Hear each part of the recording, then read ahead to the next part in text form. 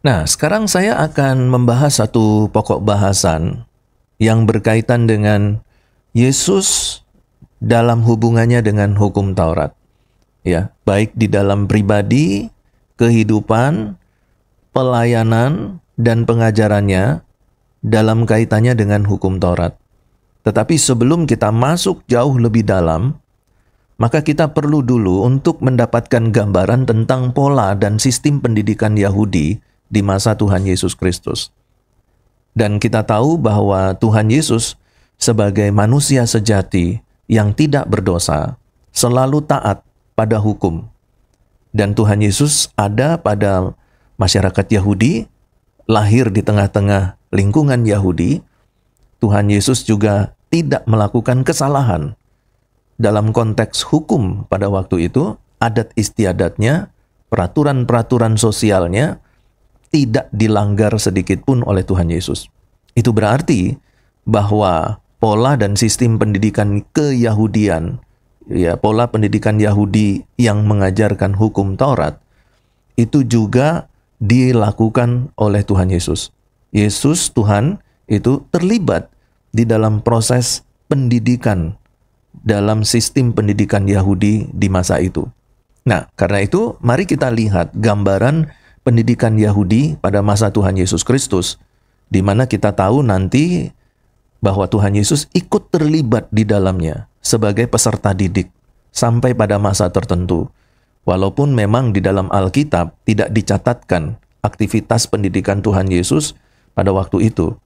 Tetapi dengan melihat kemanusiaan Tuhan Yesus yang tak bercacat celah dan tak berdosa, sangat diyakinkan sekali bahwa Tuhan Yesus tidak akan menjadi pemberontak dengan melanggar aturan-aturan adat istiadat dan peraturan-peraturan sosial kemasyarakatan pada waktu itu. Itu berarti bahwa Tuhan Yesus ikut di dalam setiap program-program di dalam pendidikan pada waktu itu. Kita sekarang akan melihat sistem pendidikan Yahudi pada masa Tuhan Yesus Kristus dan bagaimana kewajiban Tuhan Yesus sebagai laki-laki Yahudi dan bagaimana sistem pendidikan tersebut membentuk identitas juga dan pengajaran-pengajaran di dalam Tuhan Yesus Kristus. Nah, yang pertama yaitu pendidikan Yahudi abad pertama Masehi itu bertujuan membentuk ketaatan pada hukum Taurat, yaitu hukum Musa, dan melestarikan identitas iman melalui tradisi lisan dan tulisan. Sistem ini wajib diikuti oleh semua laki-laki Yahudi, termasuk Tuhan Yesus. Nah, mari sekarang kita lihat tahapan pendidikannya. Yang pertama adalah Bet Sefer. Itu disebut dengan rumah buku. Nah, siswa yang hadir adalah siswa dalam usia rentang umur 5-10 tahun. Materinya adalah membaca, menulis, menghafalkan kitab Taurat atau Pentateuch dari Kejadian sampai Ulangan. Di sini anak-anak belajar membaca tulisan Ibrani melalui ayat-ayat Taurat. Kemudian siswa juga akan menghafal yaitu hafalan Shema, Ulangan 6 ayat 4 sampai 9 dan Halel dalam Mazmur 113 sampai 118. Nah, metode pengajarannya di dalam Bet Sefer atau rumah buku ini, yang pertama adalah berbasis hafalan dan pengulangan. Jadi guru atau biasanya seorang ayah juga atau software ahli kitab itu menulis ayat di papan, lalu kemudian murid menyalin atau menghafalkannya. Nah, kemudian yang kedua adalah kelas Bet Talmud, yaitu rumah pengajaran. Nah, siswa yang masuk di dalam kelas Bet Talmud adalah siswa dalam usia 10-15 tahun. Materinya yaitu mempelajari Talmud Torah, yaitu interpretasi Taurat, termasuk hukum-hukum ritual, etika, dan tradisi lisan, halakah. Kemudian yang kedua mempelajari kitab para nabi, Nevi'im, dan tulisan-tulisan, Ketubim. Ya.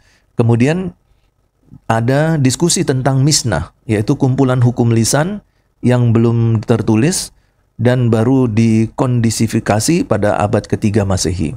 Metodenya biasanya ada semacam diskusi kelompok atau disebut dengan hafruta, dan juga ada debat-debat mengenai makna dari hukum. Tujuannya adalah agar siswa melalui debat apologet ini dapat memahami makna hukum. Kemudian kelas yang ketiga, yaitu tingkatan yang lebih tinggi, yaitu kelas Bet Midrash, rumah studi. Nah, di sini siswa-siswanya kategori umur dari 15 tahun ke atas. Nah, materinya adalah studi mendalam tentang Midrash atau tafsir Taurat dan Gemara, yaitu analisa logis tentang hukum. Secara khusus ya berkaitan dengan hukum Taurat. Dan kemudian ada persiapan untuk menjadi talmid, yaitu murid seorang rabi. Jadi setelah melewati kelas Bet Midrash, maka seorang pria laki-laki Yahudi itu mempersiapkan diri untuk menjadi talmid, yaitu murid dari seorang rabi. Nanti dia akan mendapatkan pengajaran khusus dari rabi-rabi yang ada pada waktu itu. Biasanya metode yang digunakan di dalam kelas Bet Midrash, yaitu rumah studi, itu adalah debat intelektual dan penafsiran kreatif. Kemudian kelas yang berikutnya, yang lebih tinggi lagi, yaitu Talmidin, yaitu murid seorang rabi. Tetapi hanya sedikit yang lolos ke tahap ini ya. Murid tinggal bersama-sama dengan rabi, menghafalkan ajarannya, dan meniru gaya hidup rabi tersebut. Nah, kemungkinannya Yesus tidak mengikuti tahap kelas ini secara formal. Tetapi ia sudah dikenal sebagai rabi yang mengajar dengan otoritas. Jadi untuk apa Tuhan Yesus menjadi talmidin, ya, murid seorang rabi?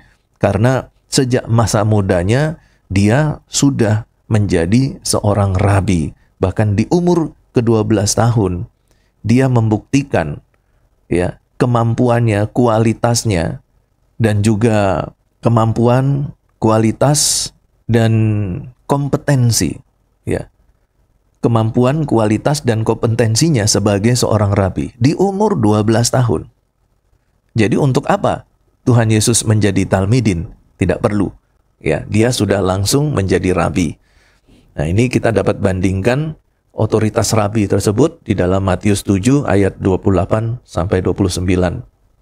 Nah, inilah konsep dari sistem pendidikan Yahudi di masa Tuhan Yesus Kristus, di mana dapat dipastikan sampai pada kelas Bet Midrash Tuhan Yesus masih mengikutinya, yaitu usia 15 tahun ke atas.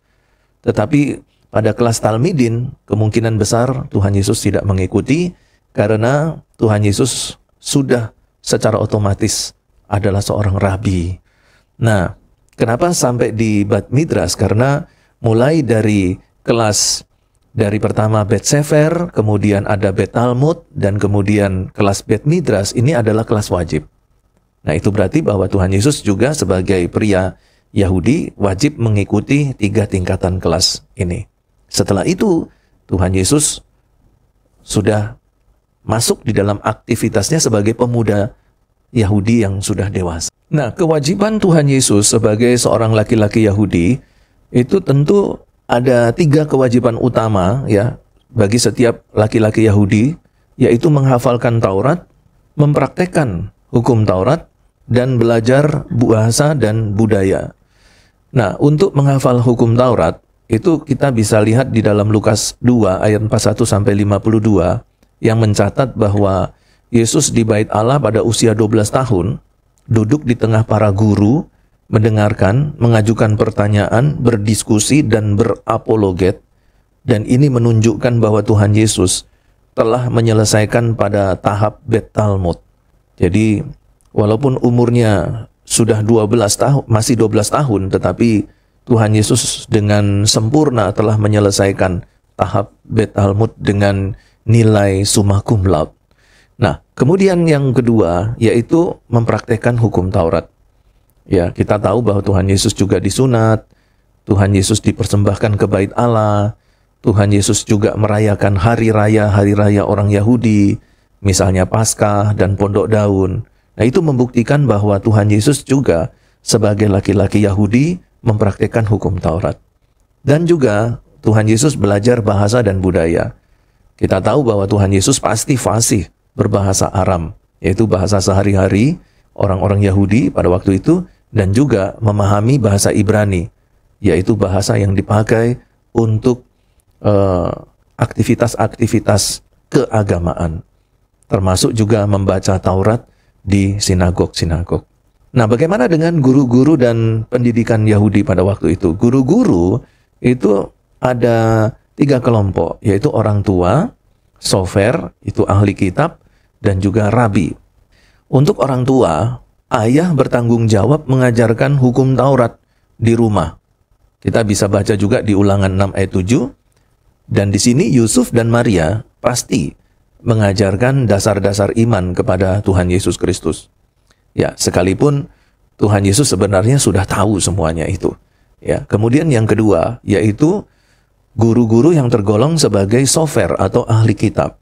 Nah, guru-guru ini ada di sinagog dan kemudian di sana mereka mengajar, membaca Taurat, dan juga mereka juga bertugas menyalin naskah kitab suci. Kemudian golongan guru yang ketiga yaitu rabi. Nah, ini adalah pemimpin spiritual yang memiliki otoritas menafsirkan Taurat. Nah, Tuhan Yesus sendiri sudah disebut sebagai rabi. Kita bisa lihat di dalam Yohanes 1 ayat 38. Ya, tetapi Tuhan Yesus tidak terikat pada satu mazhab rabinik pada waktu itu. Ya, Tuhan Yesus berdiri sendiri. Nah, kemudian kalau kita bicara tentang kurikulum dan tujuan pendidikannya, itu materi inti dalam kurikulum itu yang pertama Taurat, ya, hukum Musa, termasuk di dalam Keluaran 20 ayat 1 sampai 17, termasuk 613 mitzvot, yaitu perintah. Kemudian ada materi yang berkaitan dengan tradisi lisan. Ini berisi penjelasan rinci tentang Taurat, misalnya aturan Sabat, tahir haram, dan lain sebagainya. Kemudian materi inti yang ketiga di dalam kurikulum yaitu belajar tentang sejarah Yahudi, di mana para siswa mulai belajar kisah keluaran dari Mesir, penghakiman Allah atas bangsa-bangsa, dan semua yang ada di dalam perjanjian lama. Ya, sejarah itu dipelajari oleh para siswa Yahudi. Kemudian materi kurikulum yang keempat itu bicara atau membahas tentang etika dan kehidupan praktis. Misalnya cara berdoa, cara memberikan sedekah, bagaimana beribadah. Nah, itu etika dan kehidupan praktis. Nah, tujuan dari kurikulum itu adalah menciptakan orang yang takut akan Tuhan. Ya, Mazmur 111 ayat 10. Dan menyiapkan laki-laki Yahudi itu untuk memimpin keluarga, beribadah di sinagog, dan mempertahankan identitas di tengah pengaruh budaya Romawi Yunani pada waktu itu. Nah, biasanya kalau berbicara tentang sistem penilaiannya ada ujian lisan, di mana anak itu diuji kemampuannya menghafal Taurat dan menjawab pertanyaan hukum. Kemudian ada praktek ibadah. Di sini dilihat kemampuan siswa di dalam membaca Taurat di sinagog, berdoa Shema, dan merayakan hari raya. Dan yang ketiga yaitu penilaian tentang karakter setiap siswa, yaitu tentang ketaatan pada orang tua dan kesalehan pribadi. Nah, ini dapat dibandingkan dengan Amsal 1 ayat 8-9. Nah, bagaimana dampak pendidikan Yahudi dalam kehidupan Tuhan Yesus Kristus? Yang pertama, penguasaan kitab suci. Tuhan Yesus sering mengutip hukum Taurat. Misalnya saja Matius 4 ayat 1-11, saat dicobai oleh iblis, Tuhan Yesus mengutip perjanjian lama dan menggunakan gaya pengajaran rabinik. Ya, misalnya masyal, itu tentang perumpamaan. Jadi, ketika Tuhan Yesus menggunakan perumpamaan, sebenarnya itu identik ya dengan pengajaran rabi-rabi Yahudi, dan juga Tuhan Yesus juga melihat pengalaman dan mempunyai pengalaman diajarkan dengan gaya pengajaran masyal ya, perumpamaan ini. Kemudian yang kedua yaitu dalam dialog dan tradisi lisan. Inilah pengaruhnya pendidikan Yahudi itu berkenaan dengan dialog dan tradisi lisan. di mana Tuhan Yesus sering berdebat dengan orang-orang Farisi tentang interpretasi hukum. Misalnya Matius 5 ayat 1 sampai 19. Di situ menunjukkan bahwa Tuhan Yesus sangat memahami tradisi lisan, tetapi menekankan maksud asli dari Taurat. Jadi Tuhan Yesus itu ingin mengembalikan Taurat itu pada eksistensi, esensi, dan substansinya yang semula, seperti yang dimaksudkan Allah ketika Allah menurunkan hukum Taurat itu kepada bangsa Israel. Jadi di sini dapat dikatakan bahwa Tuhan Yesus menunjukkan bahwa Tuhan Yesus sangat memahami dan menguasai tradisi lisan yang diajarkan di dalam sistem pendidikan Yahudi pada waktu itu. Kemudian yang ketiga yaitu berkaitan dengan model pengajarannya sebagai seorang rabi. Tuhan Yesus memilih murid, yaitu talmidin, dan mengajar mereka dengan otoritas ilahi. Ini bukan sekedar mengulang tradisi ya. Kita bisa bandingkan di dalam Matius 5 ayat 21 sampai 48. Jadi di sini kita bisa melihat bahwa Tuhan Yesus Kristus adalah produk dari sistem pendidikan Yahudi yang ketat. Tetapi ia melampaui tradisi tersebut dengan membawa wahyu ilahi. Bukan sekedar membawa wahyu ilahi, tetapi dia sendiri itu adalah firman yang hidup. Dan pendidikannya itu membentuk Tuhan Yesus sebagai rabi yang semakin sempurna, yang tidak hanya memahami Taurat, tetapi juga memenuhi dan menyempurnakan hukum Taurat itu. Dan ketaatannya pada hukum Taurat dan kefasihannya dalam tradisi Yahudi memungkinkan Tuhan Yesus berbicara dengan kredibilitas kepada orang-orang sezamannya sambil menyampaikan kebenaran sejati kerajaan Allah yang radikal. Dari sini kita dapat melihat bahwa Tuhan Yesus adalah firman yang hidup. Di dalam diri Tuhan Yesus ada firman Allah. Di dalam Tuhan Yesus sudah tahu firman Allah. Tuhan Yesus sudah paham firman Allah. Bahkan seluruh kehidupannya itu adalah firman itu sendiri. Sekalipun demikian, Tuhan Yesus menempatkan dirinya sebagai seorang Yahudi yang harus mengikuti tahapan-tahapan pendidikan hukum Taurat. Itu yang pertama. Yang kedua, Tuhan Yesus juga sangat paham, sangat menyadari bahwa hukum Taurat itu tidak dihilangkan. Kehadirannya itu bukan untuk menghilangkan hukum Taurat, tetapi justru untuk menggenapinya. Karena itu, di dalam pelayanannya, di dalam kehidupannya, Tuhan Yesus menggenapi hukum Taurat. Tuhan Yesus melakukan hukum Taurat itu dengan sempurna. Dan Tuhan Yesus juga mengajarkan prinsip-prinsip pengajaran hukum Taurat itu sebagai fondasi dari pengajarannya. Karena di samping dia juga mengajarkan ajaran-ajaran yang baru, tetapi juga dia menyempurnakan hukum Taurat tadi dan kemudian di-convert menjadi hukum Kristus.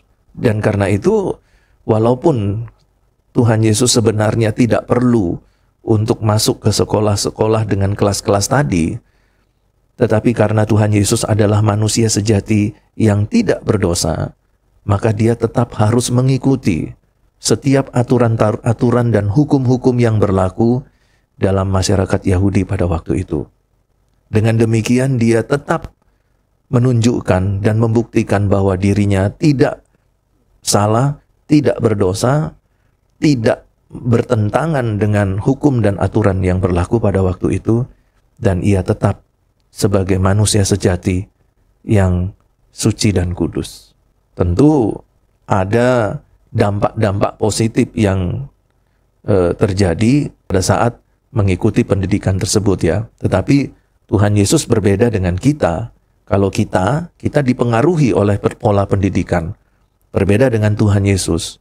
Tuhan Yesus mengikuti formalitas, tetapi Tuhan Yesus mempengaruhi pola pendidikannya. Justru Tuhan Yesus di situ menjadi berkat di dalam lingkungan pendidikan Yahudi.